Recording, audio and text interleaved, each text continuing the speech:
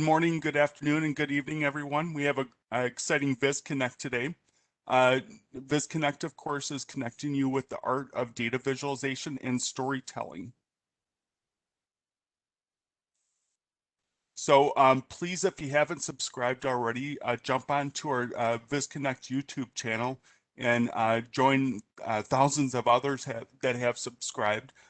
Also, it's good to make sure that you have the notifications on, because as soon as a recording comes about, you'll be able to access our information, access the video immediately if you're not able to make it live. We also have a very rapidly growing LinkedIn community, and we also are on the Tableau Community Hub. So make sure you check out those spaces. We have about 2,000 members now on our LinkedIn group. And if you join our VizConnect Tableau Community Hub, you'll have access to everything and make sure you're up to date on everything that's coming up. We usually record every Fridays and have a live webinar every Fridays, but sometimes it pops up on Wednesdays and then we have additional content. So it's always good to be on the Tableau Community Hub and make sure it's bookmarked. One more thing before we start with the excellent two-part presentation is just a shout out for Mentoring Meetup. We always need mentors. We have hundreds of people wanting to be paired up with the mentor. And just make sure if you have the capacity to mentor and have an intermediate skill set, which would be either having some sort of Tableau certification or a verifiable portfolio, you may be a great person to help mentor and give back to other people that want to learn Tableau and grow in our community. And now coming up, we have some excellent presenters, and I'm excited to share today. So first of all, we'll have Donabel, and she'll talk about back to basics, but comprehensive overview of different filters in Tableau.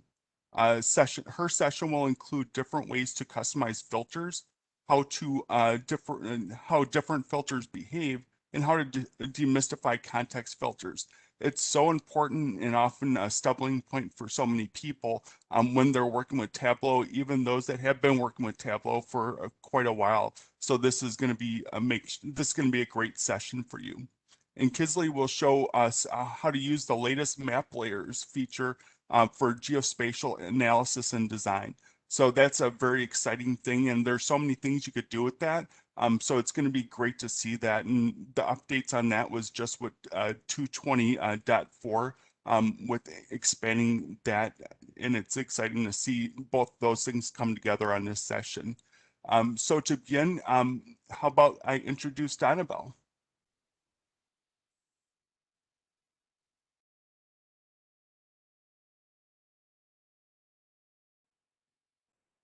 Thank you so much, Adam. Thank you so much, Sagar. I want to say good morning, good afternoon, good evening, good early morning, good early afternoon, good early evening to everybody. Let me just quickly share my screen.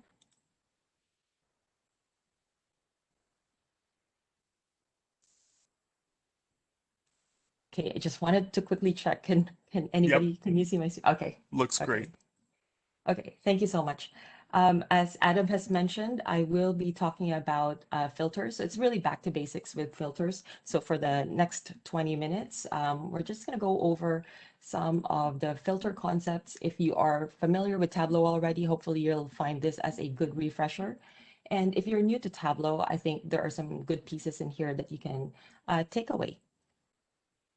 My name is Donabel Santos. I have been working in the data space for a number of years. I have published some books in the past, mostly on SQL Server and PowerShell. I do have one book a long time ago on Tableau that was way back in Tableau 10. In my career, throughout my career, I actually have been teaching, so teaching part-time. I am a long-term instructor at the British Columbia Institute of Technology. And lately, in the last few years, I have been focusing more on Tableau and visual analytics. I also collaborated with Tableau on the very first materials for Tableau for teaching. And again, that's kind of way back when. But as soon as I was introduced to Tableau, I just couldn't get enough of it. So I'm still here. And thank you so much for inviting me here.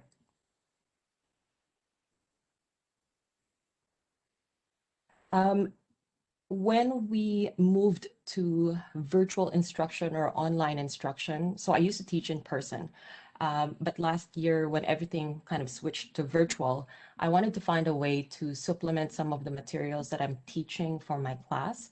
And that's how my YouTube channel has been born. So I do have quite a few materials right now. Initially, this was mostly for my students, but I found that a lot of people were interacting with it and requesting topics. So I was happy to see that engagement. So this is my shameless plug. If you haven't checked it out, please do check it out. I have tutorials on a few different topics. So and if you have already checked it out, thank you so much for your support.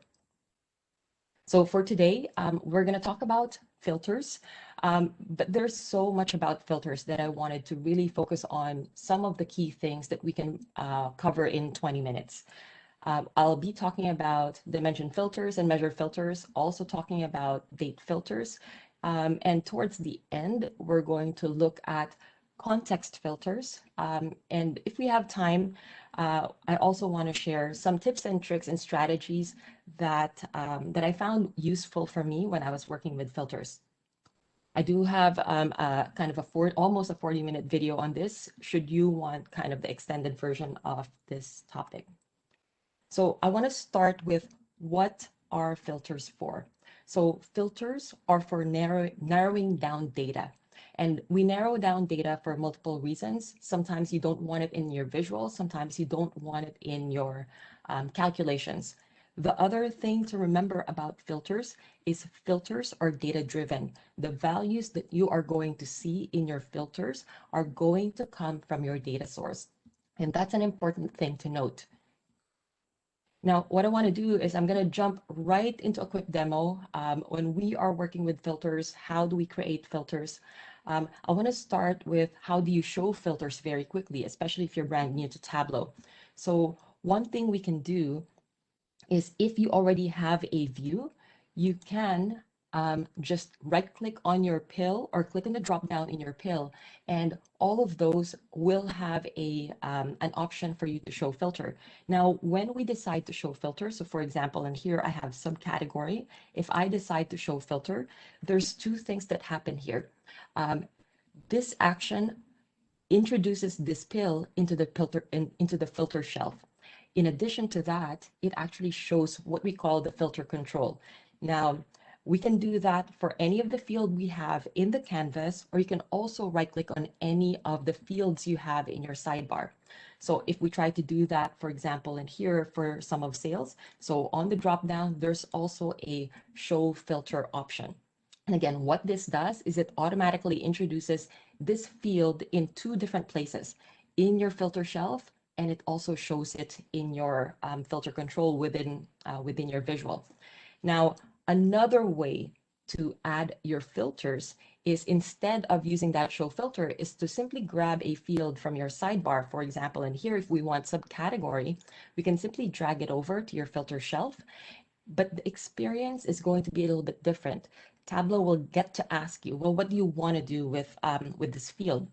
And we're going to see a window like this. So for this particular field, we used subcategory. When you drag it over to your filter shelf, it's going to ask you, well, exactly what do you want to do? Do you want to select from an existing list? And in this window, you're also going to see 4 different tabs. You also have options, for example, of maybe filtering based on a wildcard if you have a text field. Or if you're comfortable with conditions, you're either going to define those conditions or write down the exact formula. Again, if you're comfortable with scripting in Tableau, this is something that you can take advantage of. Another thing that's also important is this top tab. In some ways, it's a little bit misleading because it's not really just top. When we go to by field, there are a couple of options in here. You have a choice of using a top and then a certain number or a bottom of a certain number. What this does is it actually allows Tableau to sort your values, and based on the ranking or the sorting, it can choose, in this example, top 10 or the bottom 10. So we're going to get back to this, especially when we start talking about context filters. If we decide to add in another field, for example, sum of sales, it's the same thing. If we take it from the sidebar, going to the filter shelf, the experience is going to be a little bit different. Tableau will start asking you more specifics. What do you want to do with this particular field? So we're going to get back to this, but what I want to do is now introduce you to what we call order of operations. When we talk about filters or other functionalities or other calculations in Tableau, you will probably hear this term order of operations. So what does order of operations mean? It basically means that if there are many things that are happening in Tableau, there are going to be processes or operations that will affect succeeding operations. And the way I visualize this, because I'm a very visual person, the way I visualize this is, for example, you have a layer of sieves. So it could be tea, like your matcha tea or your flour or coffee beans. If you have multiple filters or multiple sieves, what's going to happen is the sieve at the very top will probably filter out a portion of that data or a portion of that coffee beans. And what happens then is any of the sieves or any of the filters way down, they're not going to even see what has already been filtered way up. So that's the most important concept when we talk about order of operations. It means that if we have already taken out data way up, it means that any of the operations or filters way down will not see that data again. And again, this is going to be important later on when we talk about context filters. Now, you're also going to see, so in this order of operations, you're also going to see this dimension and measure. Now, dimension and measure filters, they will happen later on in the operations. And maybe let's just backtrack a little bit and review what dimensions and measures are. Dimensions and measures are all about your data. It's what the data is all about. Now, dimension filter basically just means you have a filter for your categorical values. Measure filters, it means you have a filter for your quantitative values. However, I think the discussion is really more about blue and green, because your dimensions can be displayed as either blue or discrete or green and continuous. If you can see in here, this row ID is clearly a descriptor. It's clearly a dimension, but we can display this in two different ways, either blue or green. And I think it matters that we make a distinction between what a dimension is and what blue and green is. Blue and green will affect how we're displaying our data. So in this case, if you have a discrete field means you have independent, countable values. And if you have independent values, the only option that you will have is to display those values, and that affects your form, your filter control. Now, if you have a green pill, it means that you have a range of values. And when you have a range of values, you have a totally different way of showing that. In this case, you're going to be able to show a range of values, either specifying the minimum or specifying the maximum, or prohibiting one of those boundary values. So I want to just quickly demonstrate this because I think it's important. Again, like when we're talking about filters, especially if you're showing those filters to your audience, the blue and green matter more than your dimension or your measure. And to prove this point, I'm going to use row ID. So for row ID right now, we can see that this is clearly a blue pill. This is a discrete pill. If we show the filter right now for row ID, if we show this filter, it's going to introduce our filter right here, and it's also going to show a default control. Now, the magic of a lot of your filters will happen when you click on the top right corner of the control. When you click on the top right corner of the control, it will show you additional ways of how you can customize your filters. For example, if you have a blue pill, you can display this either as a single value list, a single value dropdown. And again, this stems from the fact that this is a blue pill. You have independent, distinct, separate values.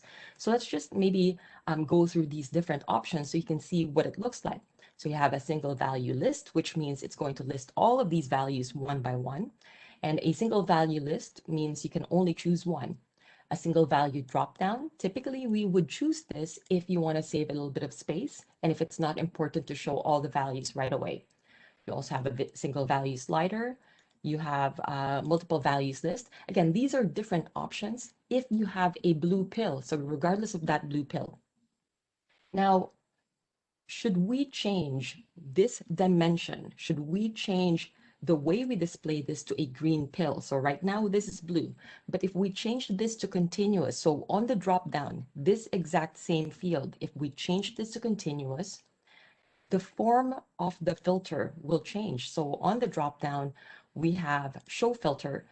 It is the exact same field, but the way we're displaying it is now different because green pills, they usually give you a range of values, and this range of values can only take a specific form, which is really just a slider.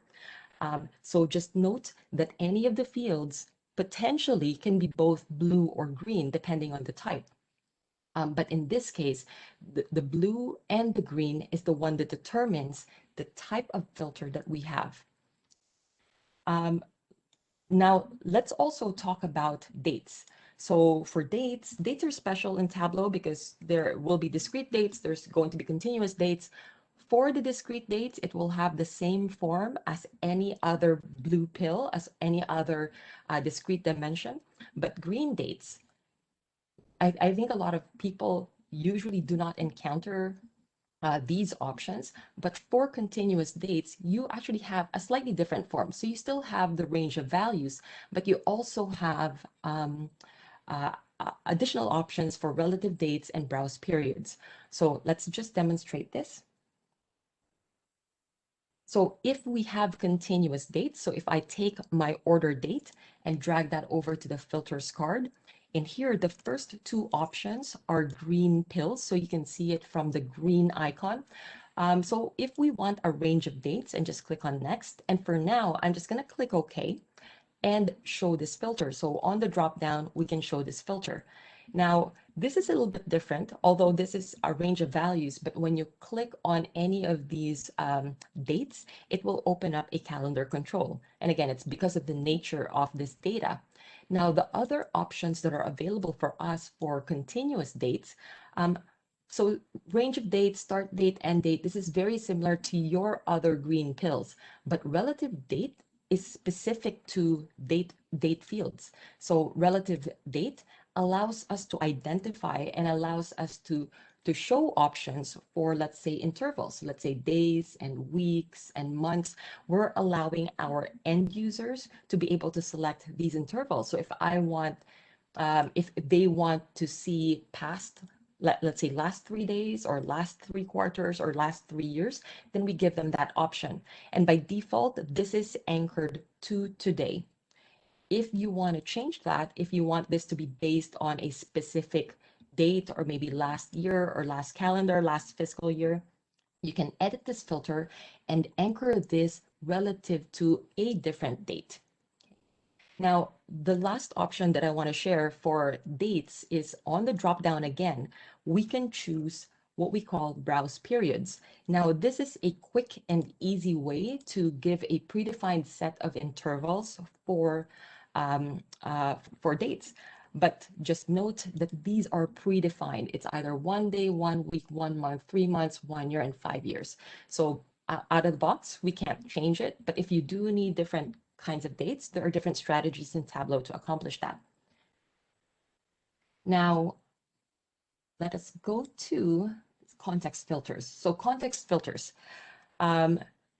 these can be a little bit confusing because what do we really mean by context filters? And if you go to the documentation, Usually the description is this is an independent filter that helps you improve performance or create dependent numerical values. But I want to unpack that in the next few minutes. So let's just try to identify first how filters behave. And how filters behave is if you have multiple of them, it will behave as what we call an end value. So for example, if I'm looking for my top 10, what it does is it applies the filter to your data source. So it's going to get the top 10. So in here, we're going to get 10 products. And then if I have a second filter, it will also apply that filter. So both of these conditions have to be true. But in this case, this particular example, I'm still selecting all. So that's how filters will behave. However, if the problem is if you change these values, if I change the value now so that I'm only looking at one specific value, the intersection of my top 10, which gives me 10 values, and then if there's only one furniture in here, what you're going to get in your result is just one, which seems like it's not intuitive. Why am I going to get only one value when I'm selecting top 10? Because the way we read this, we're probably thinking we want the top 10 furniture, but that's not how Tableau will behave out of the box. So how do context filters help us? Well, context filters, they happen before any of your dimension or measure filters. And the way context filters will work is first, any filter that you're going to put in context, that is the first one that's going to be applied to your data source. Okay. And when it gets applied to your data source, it will generate a result set, some kind of result set. And it's as if you have another result set and this contains only furniture. So if you select furniture, this result set only contains furniture. If you select office supplies, this contains only office supplies. And technically the magic happens there for any of the other filters. And this is why they're called dependent filters. So for these ones, the top 10 will no longer go to the data source. It will now go to this subset of data. That's why it's called a dependent filter. Now, just to demonstrate this, so I have in here that exact same table. But if we decide, for example, to show a filter, so let's show the filter for my category, and I'm also going to add a filter for top 10. So under product, we're going to filter and we're going to say it's top 10 by top 10 sales. Okay. And then in here, I'm just going to change this into a single value list. And for now, I'm going to select all. If we are selecting all, no problem. I'm still getting my 10 results. This is your 10 marks right there. However, if I start choosing, let's say, furniture, what's going to happen is it's going to retain this top 10 and the furniture is going to go against all of these. And we can see there's only one furniture value. So right now, furniture, we only get one top 10. However, if we add category to context, and in here, when we click on this drop down, what happens is we have an option for add to context. And I also want you to pay attention to what happens to the color. So when we add category to context, you're going to see that the color changes from blue to dark gray. And that signifies that actually this now has a result set, and this top 10 from your product, which is your dimension filter, it does not go against your data source anymore. It will go against the result of your category. So that's like a very quick way to describe context filters. So in here, what I want to do is just quickly end my presentation. I know it's a very short session, but I just wanted to end the presentation with a couple of tips. The first one is typically remove all. I find this is very helpful because not necessarily that you want to show all the values all the time. So again, the magic of your filters is on the top right corner. And when you go to customize, you can remove the all option. So if we go back here, if I take the top right corner, I can go to customize and then remove the all value. And my final tip, is actually apply. So same thing, if you go to the top right corner, customize, there is a show apply button. And practically speaking, I think for me, in a lot of the projects that I have, this is very helpful because the moment you make different selections, Tableau will change values right away. However, if you have a lot of values, it can become a little bit confusing if things change all the time. So if I'm not ready to see the change yet, what helps your audience might be to pause the updates and then allow them to finish and then click on apply.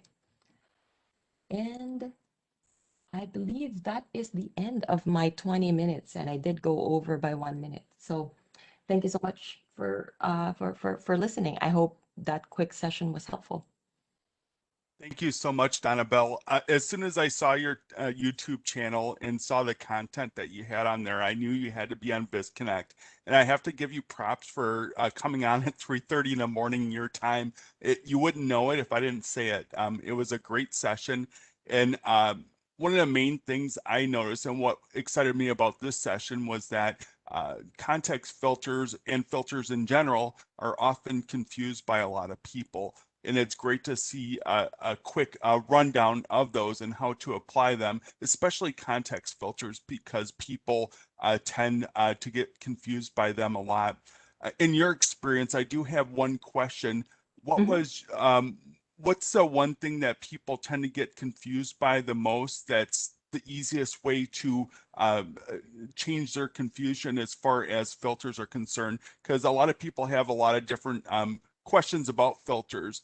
But a lot of people, when they see the results of uh, how to apply those filters, kind of get mind blown a bit. What's the Mhm. most mind blowing thing that you've seen from people when you show them something regarding filters? I think it's just the realization of how filters work. I think probably not even the context filters, but it's when you have multiple filters and how they intersect or cross intersect each other, that they're actually an end. So I think that's one of the things. And I've shown in here just the native Tableau filters, but there's also other filters. Let's say if you add tooltips and you have actions, and I think that's the real confusion is when you now have a filter and in your dashboard you also have an action. It's really just kind of understanding how those work, and at some point, I think when people realize how it works, they tend to scale down and then simplify the filter options, which in a lot of ways is better. It's easier to understand. I'm not sure if that answers the question, though. That does perfectly answer the question. Thank you so much, Donabelle. Thank you Uh, so much. Next up, we have Kizley, and it was funny because overnight I got a question about map layers and so forth on Tableau. So this is so opportune that Kizley's on to show the ability and additional functionality of map layers from 220.4 on. And it's just a kind of amazing, mind-blowing thing when you see what you could do in Tableau with map layers at this point, considering how far we've gone. So please, if you could start, Kisley, we're excited to see what you have. Sure, thanks, Adam.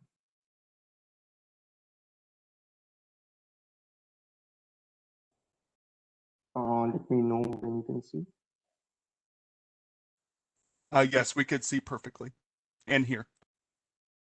Thank you. So hi, everyone. My name is Kizley. I've been working on Tableau for about 4 years now, actually 5.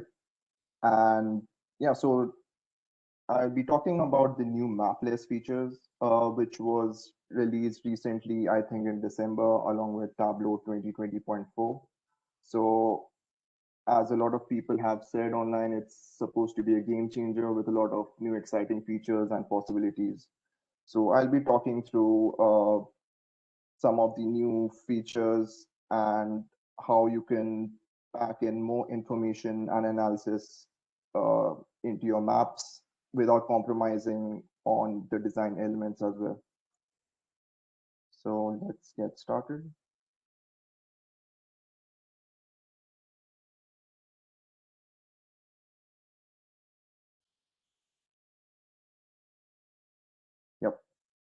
So most of you would be familiar with the concept of dual axis, um, which is basically just showing two layers at a time.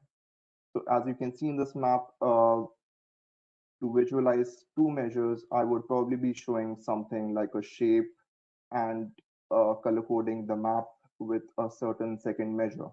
So right now I can see my circle, which represents the total sales by the size, and the profit ratio, which is colored for each state. So negative is a negative profit, and blue is a positive profit.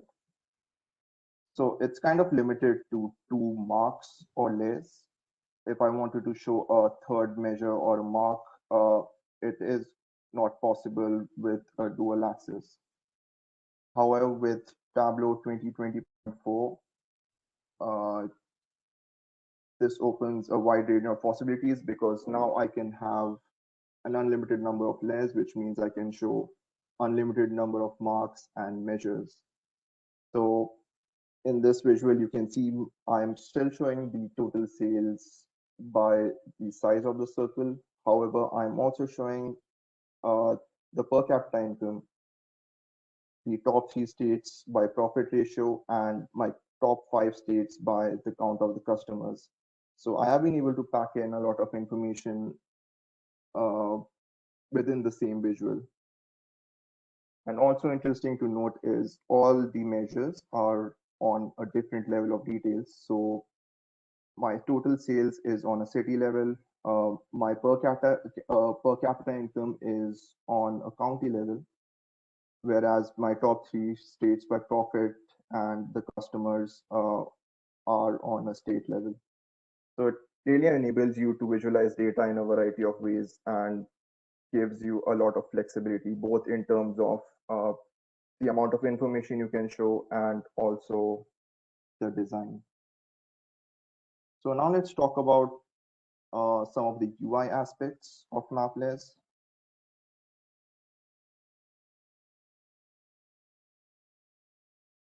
For some reason I'm not able to see it. So let me just stop sharing and start again.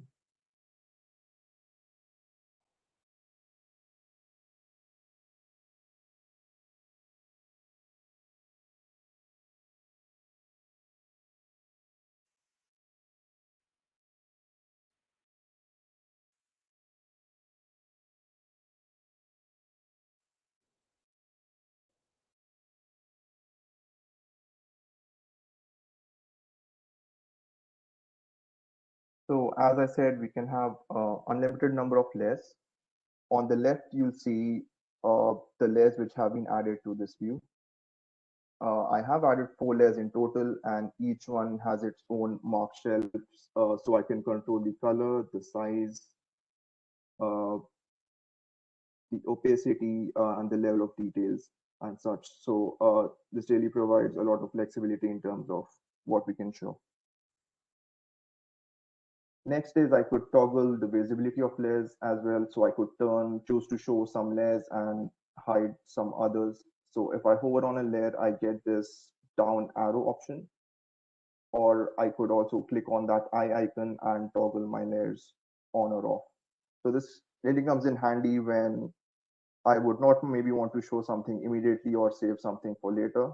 So I can just come in here and turn off that layer without disturbing the rest of the view.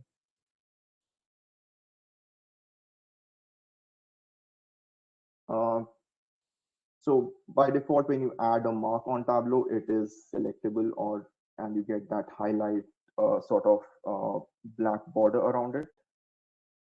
So there may be cases where I don't want the user to click on something and only choose to show certain measures as tooltips, which is what is happening here. So you have this option again to disable whichever layer you want to show by clicking on that disable selection. So in this visual, I've disable the profit ratio, the total customers, and my base layer. So I can only hover the sales, which are the circles.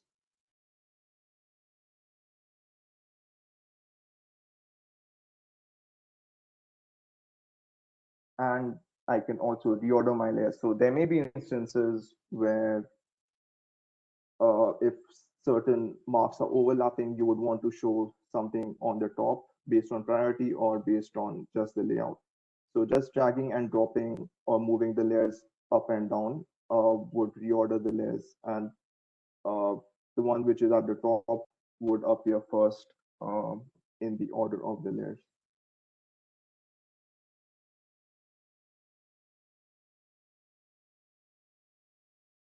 So as I said, when I found out about the map layers, I decided to try a visualization on my own.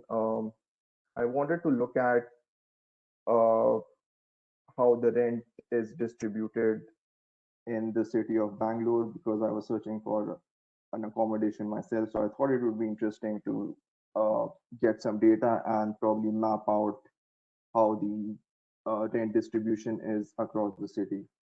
So this is the visualization I came up with. Obviously, there's a lot going on here, but the map layers feature is what would stand out and what you see in the center. So the dots here are basically the locations, and the sizes represent the size represents the rent amount. The red areas which you see are kind of the high rent spots or wards as they call them. And we also have a couple of other layers to show the population density, which I'll get to in a minute. There are also some side analysis where I focused more on a particular zone. So you can these mini maps which show the rent distribution by a particular zone, which is like west, east, or south. And we also look at distribution of those rent amounts as to which buckets they fall in. Yep, and there's also like an analysis on how, based on the property type, how the rent amounts are distributed. If it's a single bedroom, a 2 bedroom, or 3 bedroom, which are the high density areas, high rent areas rather, and how they're distributed across the city. So for the purpose of this session, we'll be concentrating mostly on this map, which you see in the center, which is where we use the map layers. So I think it's worth to break down and look at what are the different components with which this was created.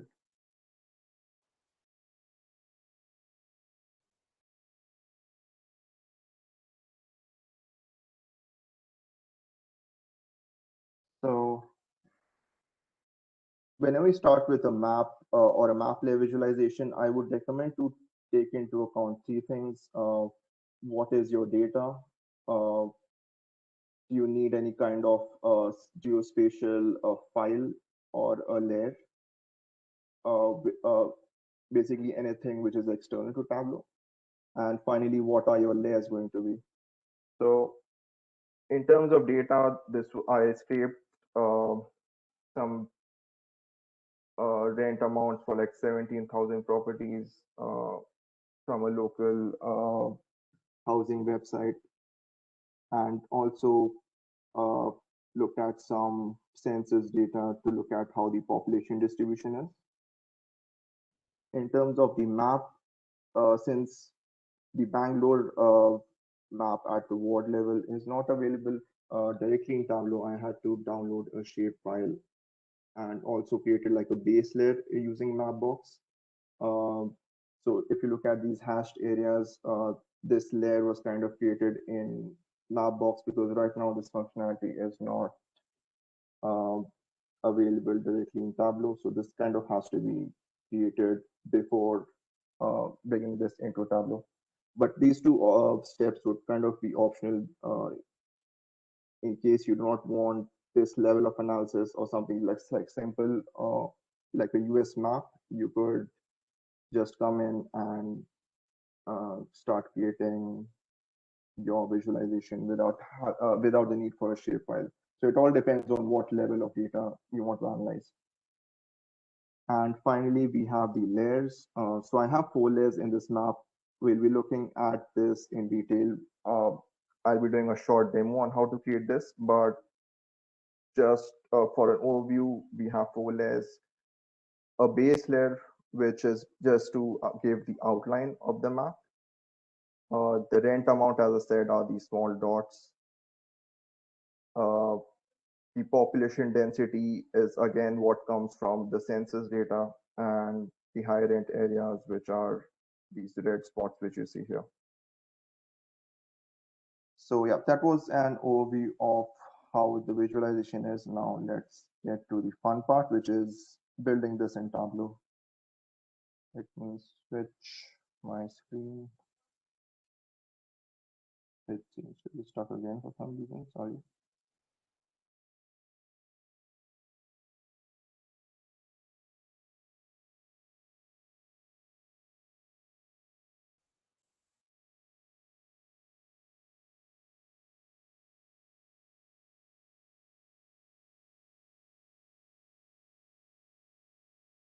So I quickly want to show you the base layer, which was created in Mapbox.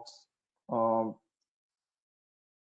in Mapbox, you obviously have a lot of options to customize what your map would look like in terms of the background, the labels. So there is a lot of documentation available on the Mapbox site, which would help you, which would guide you through how to do that. So I really won't get into that part now, but I just want to point out these hashed areas which I talked about. So these are basically wards or areas where you do not have the data available. So I thought it would be better to show it as hashed instead of just leaving it blank, so that the user is more focused on the other parts of the map rather than the ones where we don't have the data. So once this layer is created, we can move to our Tableau workbook. So I already have the fields set up here. I can just come in and firstly add the background map. So I need to click on map, background maps. If I'm adding it for the first time, you have this add map box map option, which would then prompt you for the URL. Since I already have it, I will directly come in here and select the name of the layer. So you won't see anything since we haven't added anything in the view. Now let's go to our shapefile, which is this geometry field. And I'm going to drag it into my details. So there you go. You can see the wards wise map of the city. And you can also see in the background the hash map, the hash areas rather, which is part of our Mapbox base file. So what I'm going to do first is, like, I wanted a base layer for my map just to show how the city outline looks like. And so I want this to be a bit lighter, and go into colors and choose this gray here. And selected border, but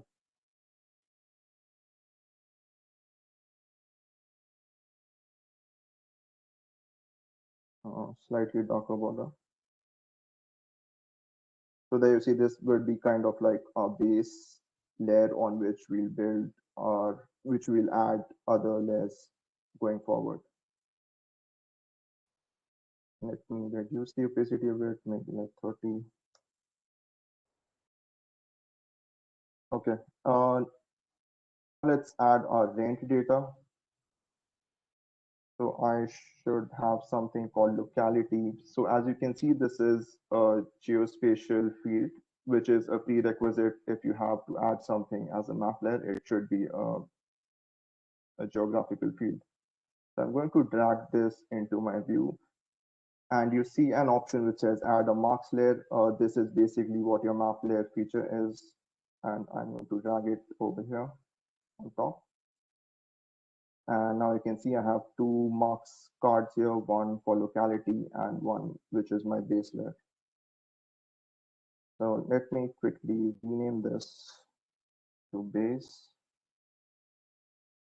and call this rent amount. So As you notice, even though I added this locality field, Tableau doesn't show anything because all these locations are unknown to Tableau, which is why I would also need to add these latitude and longitude fields. So now these are mapped, each location is mapped in this area. Now I want to get rid of this highlight because it's not really required. You can come in here and disable the selection. So that's better. Now I want to look at my rent amount per square feet. So this is the measure for the rent. I want my circle size to represent how much the rent is. So I'm going to drag this in size.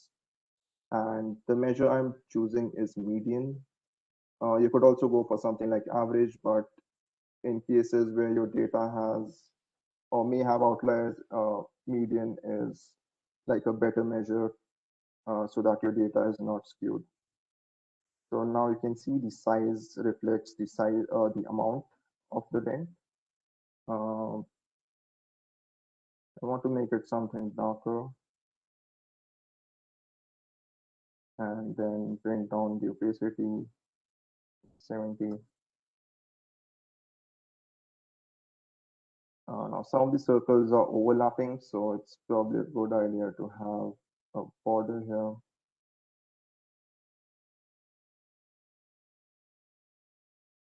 Let's see how it looks in full screen. So not bad.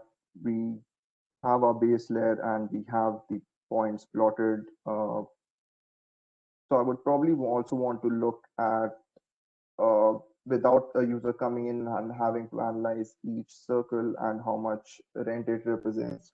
I want to draw attention directly to the high rent areas as we saw in that image. So probably when a user comes in and he sees those areas, he could immediately focus on those words.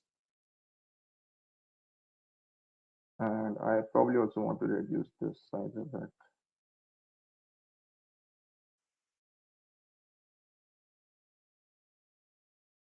So since I need another layer to show those areas, I'm going to come in and add this geometry field again. So this gives me the wards, but I only want to look at certain high rent areas. So there are a couple of ways to do that.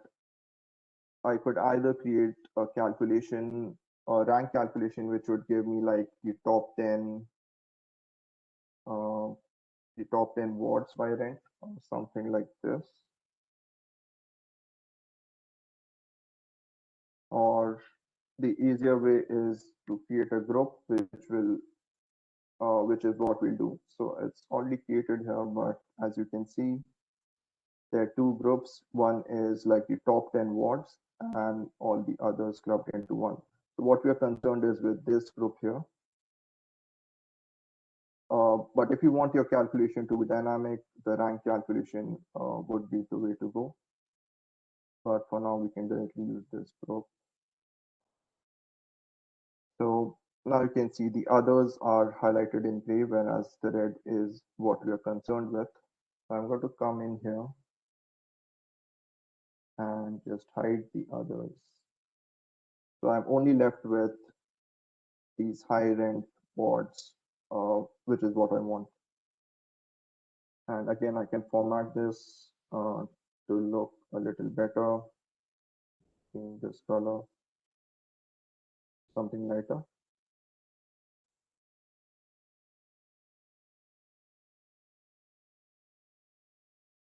And I'm going to give it a darker border and reduce this to probably 30 again. So a thing to keep in mind when adding multiple layers is to make sure you're not hiding something which is behind, which is why the opacity option kind of gives you that flexibility to change change the opacity so as to show whatever is behind. So always keep in mind that something is not hidden when you add another layer over it. Okay, so let's see how this looks. Yep, so I have now my rent localities based on size, and I have these hotspots here in red, which are basically the high rent areas. And I probably want to turn off the selection for this as well. I will come in here, disable, and call it high rent.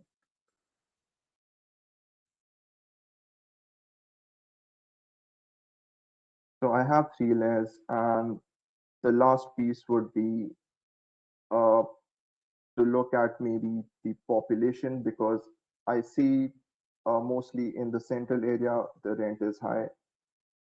I have an assumption that in areas where the population density is high, the demand would be high. So probably the rent amount would be high as well.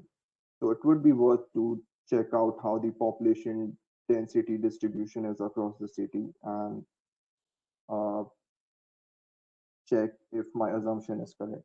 So let's do that. So again, I need to bring in my shapefile field to geometry. And I'm going to add population density. Let's drag this on color. Also, I need to be careful here because the population density is on a ward level, which is a higher level. So I don't want to sum this. I probably want to select minimum or maximum. So let's do minimum. And I also need my ward in the details because it is at a ward level. So there you go. Let's actually turn off the other layers for now and just focus on this. So I do now have the population distribution. But since I have other layers as well, I don't want this to interfere or not make the other layers unreadable. So probably would be a good idea to select some other kind of mark like density. I'm going to select densities. I have now these small circles based on the wards. And let's select some better color.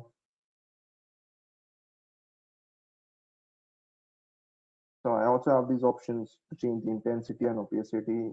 I'll be reducing the opacity to something like 50%. That looks fine. And maybe increase the size a bit more.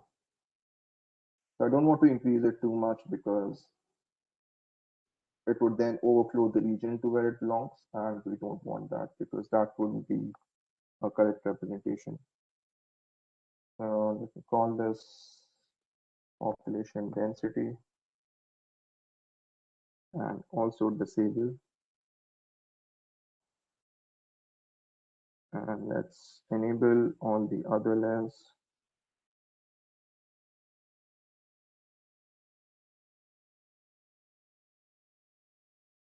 And hide these.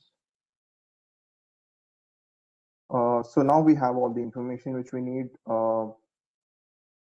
As I said, the population density also seems to be higher in the central areas, but there are like a couple of localities which have high rent despite not having a high population density, which is interesting. So the final couple of steps is, so firstly, I need to reorder my layers. I want to show the circles on top of everything else and not have it hid behind my density and the high rent areas. So I'm going to just drag this on top. So there you have it. My rent amount is now on top. And next I want to show the high rent areas. I'm going to tag it below rent amount. And finally, I have my population density. So this looks better in terms of readability. I have my layers in order now. So the last kind of piece, which is also optional, is that I see all these water bodies highlighted. I really don't think that is too useful for this analysis. So I'm going to my map and map layers option, and you see all these options checked. We probably don't need most of these, so I'm just going to turn it off. So now we don't have the water body showing. We don't need buildings or any of these.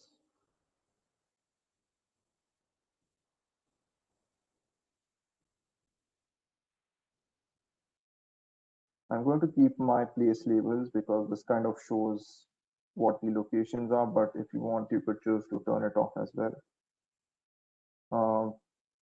The last layer which you see here is for the hashed areas.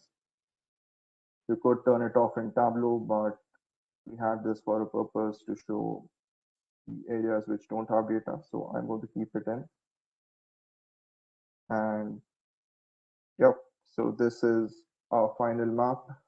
We have the rent locations, we have the high rent hotspots, and we also have the population density to compare it against.